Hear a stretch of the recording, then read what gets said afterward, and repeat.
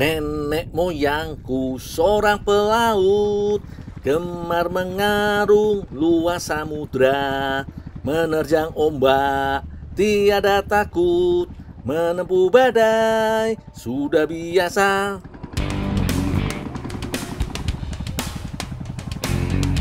Piye lur, aku sudah seperti pelaut belum?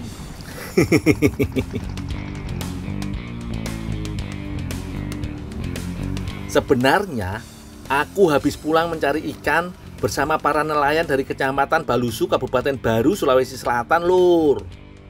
Laut sekitar desa iki punya produksi ikan konya yang lumayan banyak loh. Makanya ikan ini jadi salah satu andalan warga, baik untuk konsumsi ataupun dijual kembali. Ini ketolong mau dia antar di KUKM. Oh, semua? Iya, semuanya. Oh iya. Bantu angkat. Bang, bantu angkat.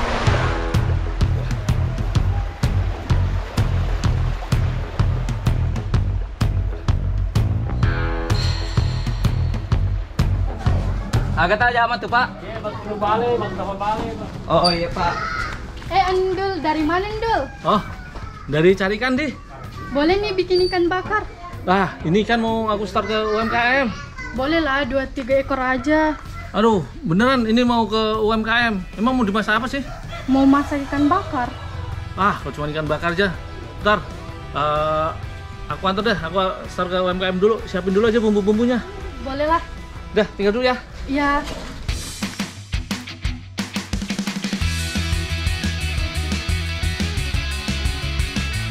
Lur, ikan konya ini di daerah lain juga dikenal dengan nama ikan kakak tua. Banyak yang menyangka bahwa ikan ini dilindungi, tapi tidak dilindungi kok, lur. Hanya saja ikan ini berperan penting dalam memelihara ekosistem bawah laut. Untuk itu, penangkapannya pun sebaiknya dalam jumlah kecil saja, yo. Ikan-ikan ini mau diolah jadi jabu-jabu, lur. Ayo, kalian tahu ndak apa itu jabu-jabu? Penasaran toh? Nanti aku ajak kalian intip cara pembuatannya, yo lur. Tapi sekarang bantu aku menyiapkan ikan-ikan ini dulu, yo. Soalnya sebelum diolah, tentu saja isi perutnya harus dibersihkan dulu. Setelah itu, cuci kembali ikan-ikannya dengan air mengalir.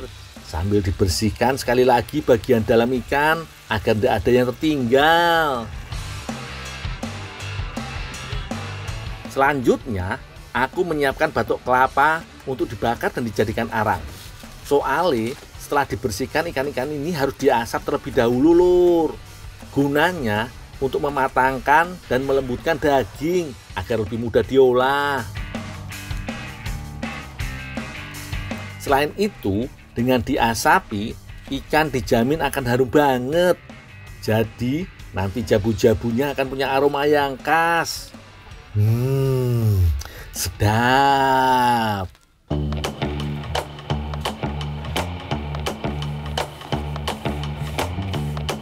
Bu, ini Bu, ikannya udah dibakar, Bu. Iya, makasih dong.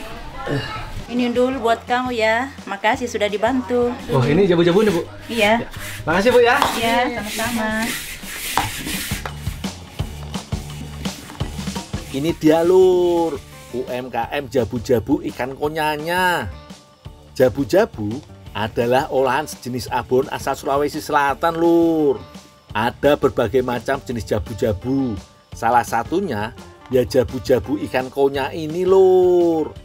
Yuk, kita ikutin cara membuatnya. Ikan yang telah aku bakar tadi selanjutnya disuwir-suwir sambil dipisahkan dari kulit dan tulangnya. Ikan kemudian ditumbuk hingga halus banget. Namun ketika setengah halus, ikan diperiksa dulu, lur, untuk memastikan tidak ada tulang yang terbawa. Lalu ikan ditumbuk lagi hingga benar-benar halus.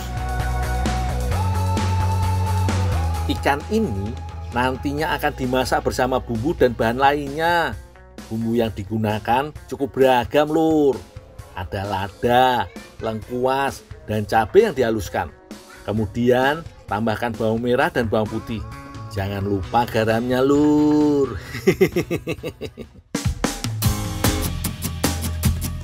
Selain bumbu, bahan yang penting dalam olahan jabu-jabu adalah santan. Inilah yang membedakan cita rasa abon dan jabu-jabu. Tambahan santan menambah cita rasa gurih yang khas, Lur. Santan lalu dimasak bersama bumbu halus hingga mengental.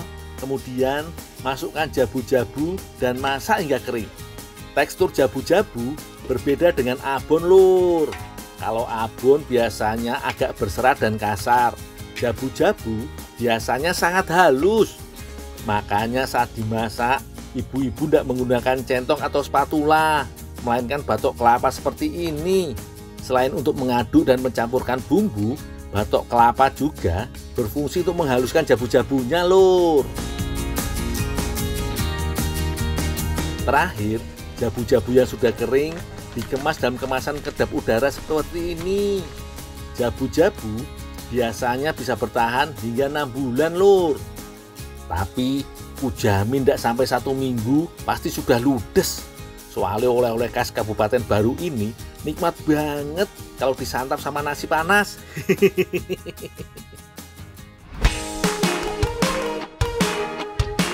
Lur, aku janjian sama Andi Mirna mau masak. Tadi sih janjinya aku mau bawa ikan bakar, tapi kebetulan aku dapat jabu-jabu ikan konya. Kayak enak yo kalau ditambahkan ke olahan kali ini. Oh iyo, yang mau kami masak kali ini namanya mie titi. Wah, buat penggemar masakan ala Sulawesi Selatan pasti ndak asing lagi toh dengan olahan yang satu ini. Untuk kuahnya cukup haluskan bawang putih saja, Lur. Tapi ada tambahan irisan cabai merah, wortel dan daun sawi. Nih, aku udah bawa jabu-jabu nih. Ikan bakarnya nggak ada, udah dibuat jabu-jabu. Nih, masaknya bumbunya udah sampai mana? Baru potong dagingnya nih. Oh, yaudah lanjutin. Aku tak buat adonan mie titi dulu. Yendol. Biar makin sedap dan bergizi, Di Mirna juga menambahkan protein hewani seperti daging ayam, udang, dan baksonya. Walah, makin berisi ki perutku, makan lagi.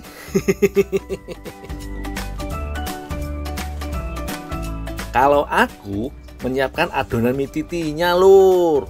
Campurkan tepung terigu, jabu-jabu ikan konya, dan sedikit tepung tapioka. Jika sudah rata, tambahkan telur. Selanjutnya, tambahkan sedikit air dan uleni adonan hingga kalis. Dul, ini bahan-bahannya udah selesai nih. Ada yang bisa aku bantu lagi? Ah, udah cukup. Itu aja, kuahnya dimasakin sama semuanya dicampur ya. Iya.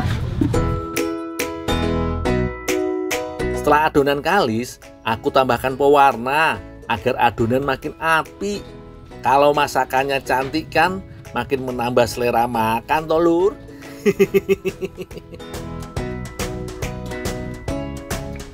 Kemudian, siapkan alat penggiling mie. Pipihkan adonan hingga tipis. Lakukan proses ini secara berulang hingga adonan tipis dan rata. Kemudian potong adonan menggunakan cetakan mie. Nah, aku punya tips nih, Lur, agar adonan bisa jadi mie keriting yang cantik. Ketika adonan dicetak, tahan bagian bawah mie sambil gerakkan tangan naik dan turun. Nantinya hasil cetakan mie akan keriting seperti yang dijual di pasaran, Lur. Sambil menungguku, Di Mirna memasak kuah mie titinya. Tumis bumbu halus hingga matang. Kemudian tuangkan air dan aduk rata. Masukkan potongan ayam, udang, dan baksonya. Lalu tambahkan wortel. Kuah mie titi biasanya punya tekstur yang kental. Makanya Di Mirna menambahkan tepung maizena yang telah dicairkan dengan air. Kuah mie titi terkenal akan rasanya yang gurih, terutama cita rasa telur yang menambah nikmatnya kuah mie titi. Setelah kuah mengental, tambahkan potongan sawi dan masak hingga matang.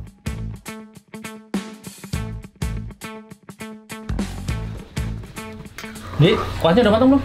Udah nih, tinggal tambah bumbu aja. Oh udah, tinggal aja biar aku yang lanjutin. Oh iya Ndol, makasih Ndol. Ini sih udah matang lur, tinggal tambah lada dan garam, kuah sudah siap disajikan deh. Tambahkan juga perasan jeruk nipis yo.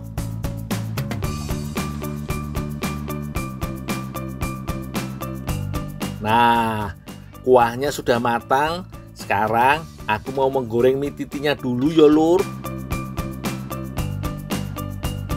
Mie titi memang tidak direbus, melainkan langsung digoreng hingga menghasilkan tekstur mie yang renyah. Unik toh lur. Agar mie tidak mudah hancur dan terpencar, gunakan saringan sebagai wadah menggorengnya. Kemudian celupkan dalam minyak panas. Saringan ini juga berfungsi membentuk mie agar punya bentuk yang cantik seperti ini lur. Jika mie sudah mengeras, lepaskan dari saringan dan goreng hingga semua bagian mie matang merata. Aromanya gurih, umami.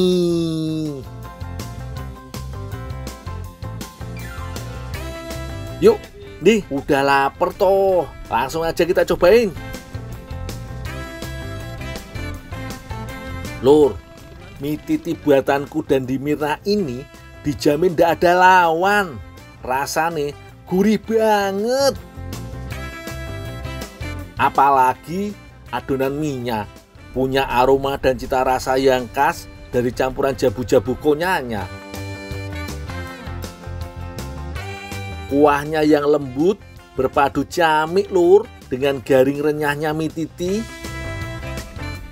Walah, ini sih bisa jadi sajian favoritku kalau lagi datang ke Sulawesi Selatan lur.